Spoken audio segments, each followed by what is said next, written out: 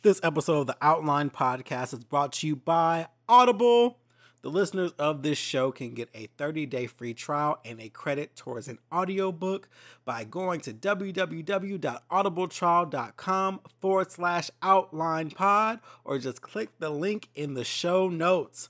Let's start it up. Yeah. The Outline with Kevin Dwayne. Kevin Dwayne.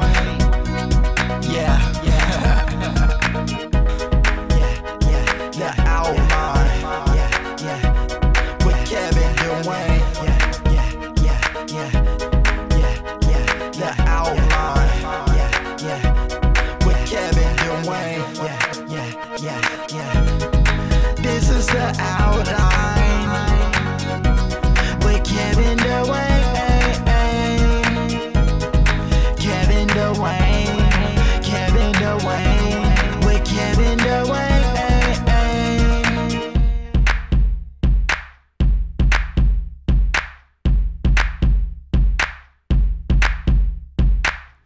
All right, y'all about to get some Quiet Storm vibes on this episode. It's thundering and lightning outside. Atlanta is mad weird in the summer, but the show must go on. So you're going to hear a lot of noise in the background, but don't mind it. It's like you're here with me and whatnot. But I hope you're having a great week. I'm having a pretty decent week as well. This is the Outline Podcast. I am Kevin Dwayne, and thank you so much for joining me for show 98. In 2 weeks, we will be doing episode 100. I have to find a way to make that special, but I'm kind of out of ideas. Like, I don't even know what to do for the 100th episode. I can't believe there's 100 episodes. And on top of that, the 100th episode falls on the same week as the 2-year anniversary. So it's like a double celebration. Wow. Like, I still remember going to buy the mic to do this show. And it blows my mind that it's been 2 years. Oh my God. And like, many of you have been listening to me this entire time. I know I've gotten new fans along the way, but I thank you all nonetheless. Like, it's so dope to be on this side of it. Like, all the opinions and all the guests I've had and all, like, everything. Hell, all the things that I've changed my mind about since starting this show and the growth that has happened is all very amazing. But I'll save a lot of the sentiment for that show. But nonetheless, thank you for joining me this week. I just got in from seeing Incredibles 2, and all I can say is Jack is my favorite, and I need a movie with just him or a short with just him, but I'm not about to wait 14 years for it because by that time I'd be 47 and who has the time? But Incredibles 2 was really, really entertaining. Shout out to DeVeezy for getting me out the house and having a good time, and we laughed and joked and do what we're learning to do with each other, and I think it's pretty awesome. So go see Incredibles 2. Thoroughly enjoyed it. Last week on the show, I talked about my weddings and how I'd be relieved when they're over. Well, guess what? They're done. Both weddings went well. Had a great time. Got a lot of pictures in. Like, I have like over 2,000 pictures on my computer that I need to work through and sort and figure out and all that good stuff.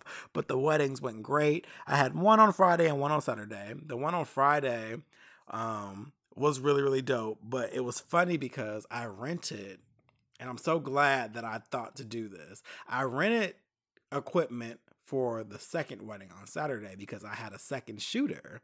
Shout out to Mwabi, who's been on the show. She was my second shooter. She did a great job. So I ordered this camera, and I didn't realize I ordered the old edition of it. So all my photographers who listen to the show, I ordered a Canon 7D. I meant to order a Canon 7D Mark III, but I ended up ordering just a Canon 7D. Like, and it came out, like, it was like out like in 2010 or something like that. So just picture it. I pick up this camera, right? I'm like, cool. I pick it up the morning of the first wedding. I'm like, great. Since I have the second camera, I'll use both of them at this wedding since I'm solo shooting, and then I don't have to worry about changing lenses. I can just change cameras and do multiple snaps and just do all this on my own. That was the original plan. So I pick up the camera at 10 o'clock. I have to be at the venue at 12:30. I come back home, I eat, I change, I go to the venue. So I'm in my car. I have a brand new SD card and I'm putting the batteries in it. I'm getting the external flash ready. I'm putting the lens on. I go to put the SD card in the 7D and it doesn't fucking take SD cards. It takes a compact flash. So I had a minor moment of like, what the fuck? But I was like, okay, I'm grateful that I'm looking at this now and not tomorrow morning for the second wedding because I have a second shooter and I wouldn't have had time to even find a compact flash. So I look at it as a blessing because I'm like, okay, at least I can go sometime tonight or early in the morning to get this compact flash. But where do I find one? So I proceed with the wedding. And the first wedding was beautiful, awesome, beautiful couple, lots of great pictures, lots of photos, a really, really good time. So I finished that up about 10 p.m. on the dot, really. It was around 10 o'clock that I left and I was in my car. I remember my feet were hurting and I was so fucking tired, but it went well and I was relieved. So on my way home, I was like, you know what? Walmart is open. I'm going to go to Walmart and find this compact flash. So I go to Walmart. They don't have any compact flashes. Now, part of me feels like I shouldn't have went to Walmart that night. I should just wait the next morning and just went to Best Buy or Fry's or some other store that actually specialized in like technology. Because by me going to Walmart and not seeing a compact flash there, it set in a weird kind of anxiety that I wouldn't find it the next day. And that was bringing on a minor panic because I'm like, I have a second shooter and my second shooter needs a camera. And what will I do if I'm unable to do it? So I had this kind of like, oh shit, this is not a good look. But nonetheless, I went to bed because I was tired, but then I woke up at like 4 a.m. and then all that anxiety kind of came back again. So I end up hopping on my computer, going on Best Buy and Fry's sites and looking at their inventory. Because sometimes when you place orders, it'll let you know if you can pick it up in store. And if you can pick it up in store the same day, chances are it's in inventory in their stores. So I saw that Best Buy had a couple in their stock, the one near me. And then I also saw that Fry's had a couple in their stock. And Fry's opened up at 9 a.m., whereas Best Buy opened up at 10 a.m. And Robbie was coming to my house at 10:30, and we had to be at the hotel of the bride and groom at 11:30. So I was against a very tight scale. So I woke up, I showered, I got myself together. And I went to Fry's first. So I went to Fry's. I go to the camera section. I don't see any memory cards like SD or anything. So I ended up walking around and they had just opened up at 9 a.m. So there weren't a lot of people there kind of to help. So I'm just looking around. I can't see anything. So I finally asked this lady that I see and she's like, oh, I don't really know. She's like, so she sends me to someone else in the computer section. And so I asked him for it. He's like, wow, compact flash. He's like, wow, they don't really make those like that anymore, but let's see. So he takes me to the memory section and they have SD cards and they don't have any compact flashes. And I'm just like, are you serious? Oh, that was a perfect. Come through, Thunder. Come through with the sound effects because that was perfect timing. But I was like, are you serious? Like, so I'm panicking a little bit. So he's like, well, let me search in the computer. As we're walking back towards the computer, he sees one on the shelf. He's like, oh, we have one. I was like, I will fucking take it. I don't even care. Just give it to me. He's like, okay. So he checks the price and he finds the best price online because Fry's does price matching. He's like, okay, cool. I can give it to you for $22. I'm like, whatever. Cool. So I went ahead and bought it, came back home, put in the camera, found out the camera works just fine. While we got to me, we went to the hotel and that was all she wrote. We had a great day shooting the wedding. We got some really beautiful shots. There was some difficulty at the church. And what I mean by that is the church we got to was really, really strict. I wasn't aware of this beforehand, but still made it work. When we got there, the wedding coordinator was like, okay, so come to find out this church is really, really strict and they have a lot of rules that you have to abide by. So we couldn't be in the aisles as the photographers that were hired to do the wedding. We could not be in the aisles. When the bride was out there, we couldn't be near the pulpit. We couldn't be on the pulpit. Like, it was really interesting. So they put me in the choir stand in the balcony. So basically all my pictures are at a bird's eye view. And it worked out because I had a pretty solid zoom lens. And then Wabi, she stayed in the lobby area. And what she did was she captured everyone as they were coming into the sanctuary. So we were able to double team and get the shots that we needed. Now, there are some intimate shots we had to go without, but that's not our fault. So it is what it is. Like, that's the church that they chose. And it just is what it is.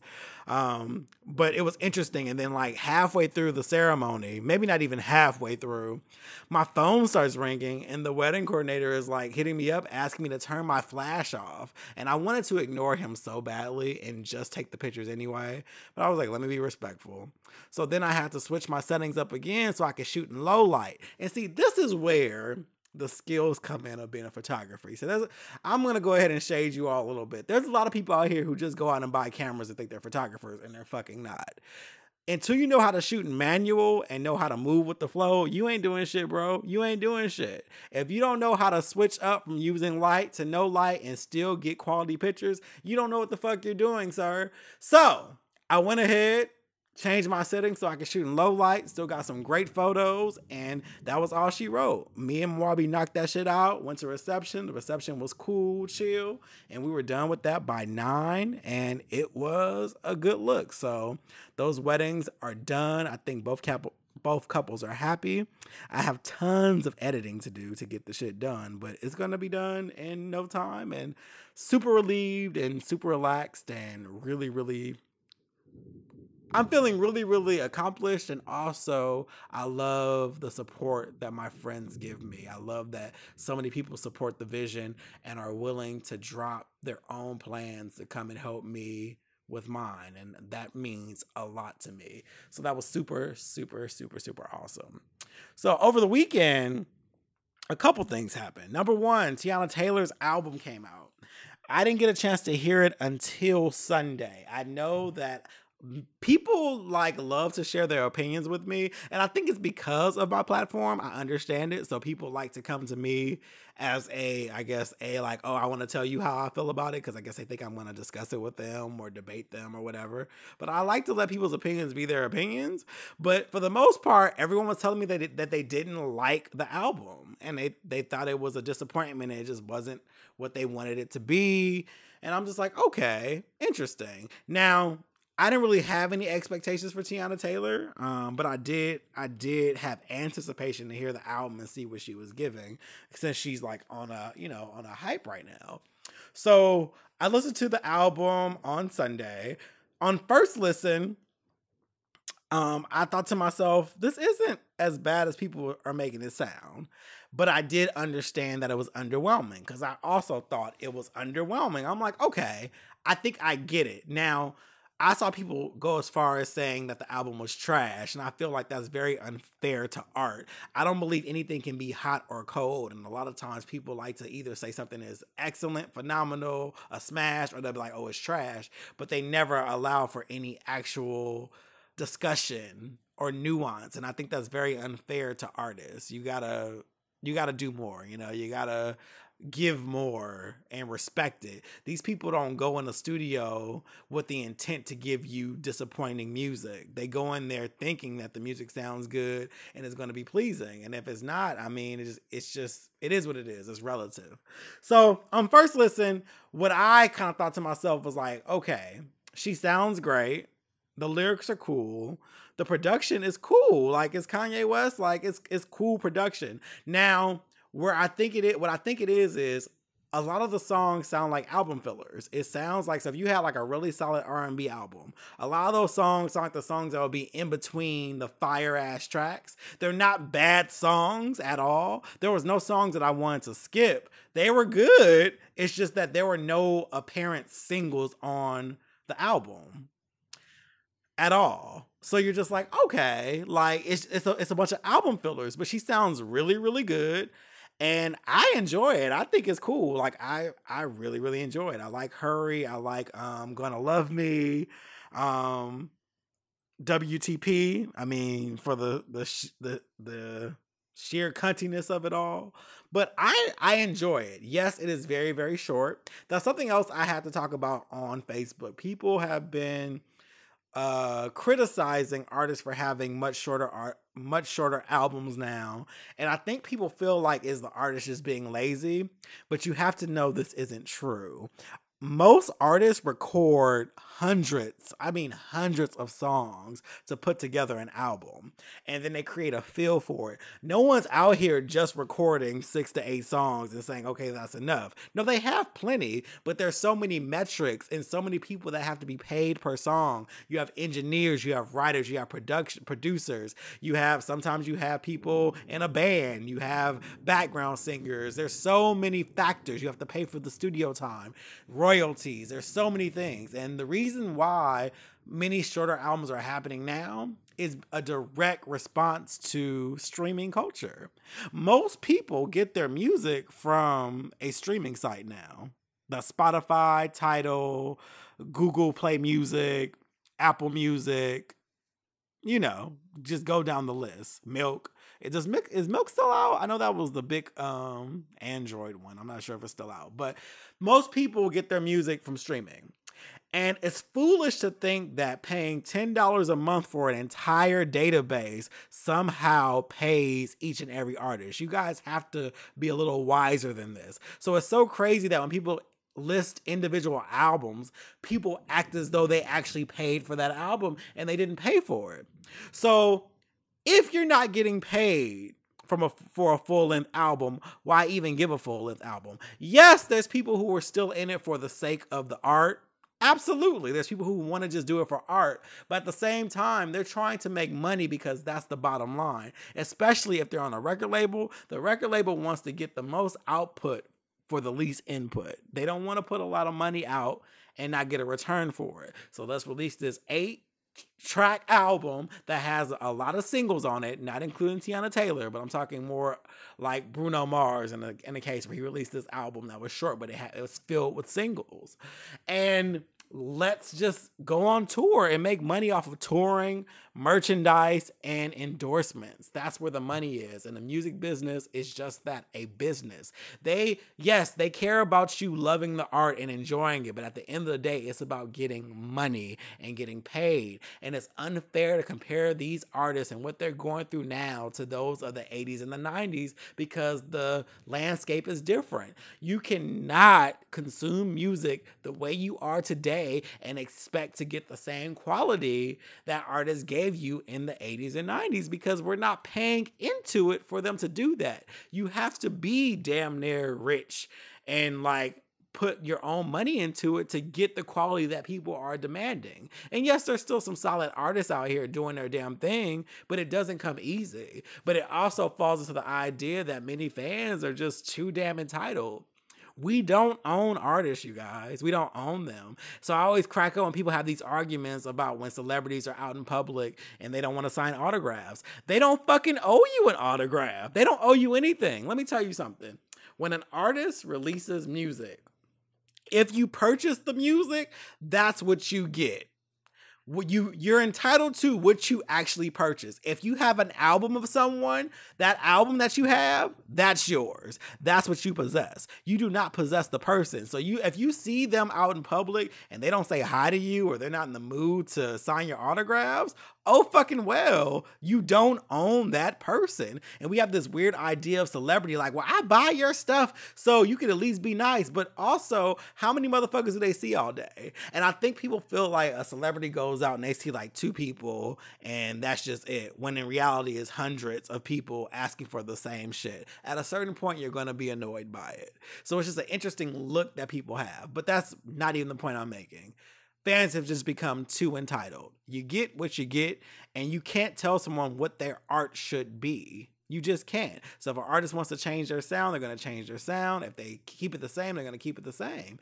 It's their art. It's how they want to express themselves. Because I damn sure don't want any of you motherfuckers telling me how I should do my podcast. I just don't. Unless I ask you. If there's a feedback survey, sure. Go ahead and give me that feedback. If you leave it on Apple Music, cool. Totally fine. I'll see it and be like, oh, that's cool. But that doesn't mean I have to change the shit. I still have a way that I want to do things because it's my creativity, it's my work. And so ultimately, you get what you get. The shorter albums, it seems to be a trend right now, but it's a direct result of how we consume music. Also, people aren't really listening to full albums of it. At least the music buying people aren't listening to albums they used to. Because of streaming, we don't listen to full albums. We skim the album, we figure out what songs we like the best, we purchase or listen to those only, and we make those chart. As far as the other ones, whatever, no one plays them. So this is why a lot of people aren't being as cohesive anymore with their music. So many things to consider, but definitely look into that because I'm seeing many complaints about why albums are so short, and that's why. It's how you're consuming it. You cannot believe that you paying your $9.99 a month is actually putting a dent in anything except the pockets of the people who own the streaming services. So, yeah. Something else that happened over the weekend, the BET Awards. I had a lot of notes for this, but as I think about it, I realize I don't want to go that detailed into it because I'm sure by now you've seen plenty of pieces on it. But I will say a few things. Number one, I watch the BET Awards every year because I just want BET to win. BET gets so much negativity from Black people, mostly, because they're always comparing it to white networks. And what I hate the most about that is you're comparing a channel that doesn't have that much privilege to channels that do have privilege. The funds are different. The money's different. The staff is different. There's so many differences where the standards, everything's just different. And so I always support the show every year, but I do admit that it does seem to be getting worse and worse as the years go on. I started off with the pre-show. The pre-show was crazy. There was a part where Terrence J and Cassie were interviewing, they were interviewing Tank and his wife. Well, his wife was with him. And security jumped in front of the camera to tell people that they couldn't stand there, and they literally blocked the interview. And Terrence was like, hey, we're doing an interview right here. And the cop was like, well, we got to do this, blah, blah. And they had to cut it. And I was like, oh, it's going to be one of those years. Okay, cool. So then the show begins. The main show begins. What I found different is every year, if you've noticed, usually there's an opening act. Like before anything happens, before the announcements, there's usually a surprise guest. Kind of like a couple years ago when Beyonce came out and did Freedom with Kendrick Lamar. Years before that, you had like the Fugees who came out. Who else has opened up the show before? There's been so many huge openers of the BET Awards. This year, that didn't happen. It literally just opened up with MC Lyte telling you who was going to be on it. And I was like, oh shit, have we gone down this far that we don't have opening acts anymore? Because I think, wasn't it Bruno Mars last year? I think it was Bruno Mars last year. But yeah, like, it was like, what? So I was like, damn, instantly my mind was like, this is going to be a rough show. It is going to be a rough show. So then they announced Jamie Foxx. So Jamie Foxx walks down the middle aisle with a fucking stuffed Black Panther. And then J-Rock is on the stage performing Win. And I love that song, by the way. I love J-Rock. J-Rock is my current rap obsession at the moment. Like, I love his album, Redemption. It's really, really good. But he performs Win. And I'm like, okay. And so they have this whole segment about Black Panther. It was really awkward because Jamie Foxx was improvising for most of the show, but he was making people uncomfortable. Like, he called Michael B. Jordan up, and Michael B. Jordan's like, what the fuck do you want? And the same thing happened later in the show with Childish Gambino, aka Donald Glover. He pulled Donald Glover on the stage, and Donald Glover looked irritated when Jamie Foxx first started talking about him, like, what the fuck? And you could tell that the show was just being improvised the whole time. He saw Nicki Minaj later on in the show, and then he started talking to her randomly. She was like, wait, what? It was a weird kind of thing. He wasn't terrible, but it was just a weird flow throughout. The very few highlights of the show that I can even list were Janelle Monáe did a phenomenal job. Her performed, and her sounds familiar. She sounds amazing, phenomenal, which are very popular adjectives that I like to use, apparently. She sounded great. She sounds so good. One of my favorite performances of the night, honestly. The Anita Baker tribute was amazing. I really, really enjoyed that. Outside of Jamie Foxx spending more time than he needed to singing her songs. I mean, it was cool. Jamie Foxx can sing, but I feel like he spent way too much time with that tribute. I'm like, yeah, can we move on to other people, please? This is weird. Let's see. Was there anything else that stood out? Janelle Monáe, her, the Anita Baker tribute, Nicki Minaj. I really want to like this era. I really want to, but I don't know. I feel like she's all over the place. And after that interview she did with, I think it was Elle magazine, talking about sex workers and shaming them, I'm having a hard time figuring out her performance on BET, because she performed her song Rich Sex, which is pretty much talking about prostitution. And then she's like, on stage spreading her legs and doing all this crazy shit. And here's the thing. I don't have an issue with her doing that. I have an issue with her contradicting her very words in that interview while singing a song about selling your body for good shit and also busting it wide open on stage. It's weird. And I understand separating a person from their art and blah, blah, blah, blah, blah. But the shit is just fucking weird. And I'm just like, okay. I did kind of like the Big Bang segment though. That was dope because I love YG and Big Sean and all them. And I like that song. And her outfit was cute. So that was that. But yeah, other than that, the show was very weird, very odd, very interesting decisions. Like, for instance, Ella Mai, Boo'd Up has like 95 million streams right now on YouTube. It's like the biggest R&B smash right now. But somehow she got relegated to the Nissan stage. What? Why isn't she on the main stage? Like, what the entire fuck is going on there? Like, the show was weird. It was very underwhelming. Nothing really to write home about, to say the least. It was just like, okay, I mean, I don't really know where they're gonna go from here. I feel like major stars aren't coming to the show anymore. They don't have grand openings anymore, and there was really no water cooler moments this year. It was like, damn, like, it was really, really, really underwhelming. And after that I watched Pose, which I don't want to talk about Pose every week, but I can't help it. It's an amazing show. And this week they dealt with HIV and AIDS in a real way. And it just shows you where we started and where we've come to in present time. But what's concerning me the most about Pose are the ratings. I've been seeing the ratings and they're very, very low.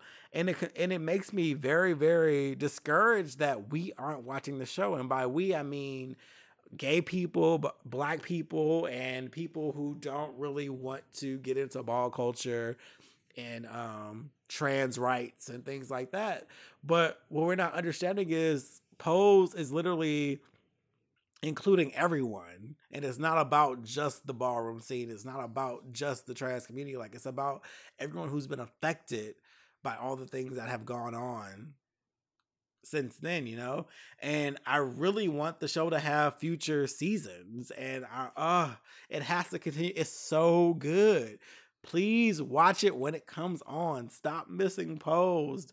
Stop assuming you think you know what it is. It's actually a really, really good show, and it's so well done. And we need more seasons. So please support the show. Don't let it get cut off. Like, we need this representation. Please, please, please watch it. Although Janet Mock posted on her Twitter that episode 4 had the highest ratings of all. So more people are watching it. So let's just keep that trend going. It's such an amazing show. It's so good.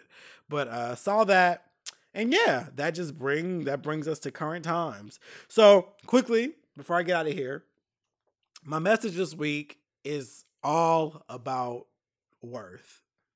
It's important that you always recognize your worth. This is in interpersonal relationships. This is in career.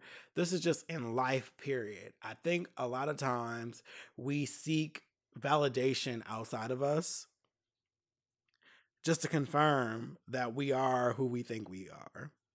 But what I think we need to do is to figure out who we are on our own, validate ourselves, and then go from there. That's when you know your worth, you charge for that amount, and you add tax. Add tax to that shit, plus tax. But I've had a couple scenarios, and I mean, honestly, just over time. But in the last week, I've been thinking about outside factors that try to challenge my worth. And it happens in so many ways. For example, in photography, you occasionally have a client who wants your creativity, they want your skill, they want your look, they want what you bring to the table, but they don't want to pay you what you actually charge. Now, I'm a person who I've learned that you don't negotiate. You don't negotiate. You say, this is what it is, and if you don't like it, so be it. And it will work because you are standing behind your worth. You don't have to explain shit. You don't have to change your tone or whatever. You just say, this is how much it costs. And that's just that. And when it comes to interpersonal relationships, whether it's friendships, relationships, lovers, and stuff like that, there has been times in my life where I felt like a layover to men. And what I mean by that is you'll meet men who either, like, I'll meet the guy who just got out of a relationship, or is, still in a very rebounding, not trusting type situation. And then they'll pretty much use me just for the comfort. You know what I mean? Like, let's just chill and you're cool or whatever. But for a while, I was never the one who got chosen to be in a relationship. Like, I was never the one that people want to commit to. And I got to a place where I'm like, yeah, no, fuck that. Nah, I'm good. Like, you're not about to use me while you heal or figure out what you want to do with your ex, or figure out like who you want to be with while reaping the benefits of just chilling with me. You know what I mean? It's a matter of knowing your worth. Even in like actual work, like if you're in corporate America, I know something that I deal with often is lip service. I deal with a lot of people who are constantly telling me how good I am and how I'm top talent, and and how like, oh, I'm gonna go so far, but it never really matches in my bank account. You know what I mean? Like when those promotions come through, I'm not being, they're not being given to me. They're not like, I'm not moving ahead in the way that people are talking about it. And this is like this idea of always kind of like, stepping back and just taking what you can get. And I'm like, yeah, no, know your worth, know what you're about, and always charge it. Charge that shit plus tax. Real talk. It's important. And don't allow these outside things to knock you off of your square. Stay on your square. If you internally validate yourself and know who you are and stick to that, you'll be fine. Do not allow outside things to sink your ship.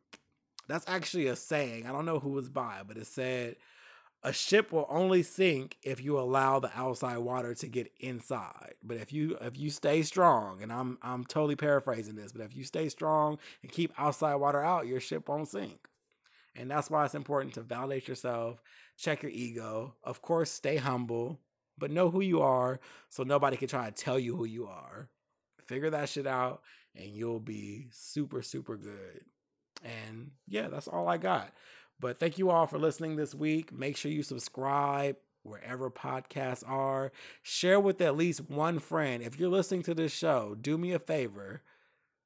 Whatever your favorite line is, quote it and at me on Twitter, Instagram, or Facebook, or you can use the hashtag The Outline Podcast. But every listener of the show, please share with one of your friends, or just post to one of your pages and tag me. I would really, really appreciate it. That's how we get the show spread out. And we coming up on 100 episodes. Let's get some more people in here, so we can go and get another 100 in. Get to 200. Man, I cannot believe how fast time has gone by. But whatever. I don't want to hold you any longer. Thank you so much for listening to the show. I love you all. I'll talk to you all next week. Peace out.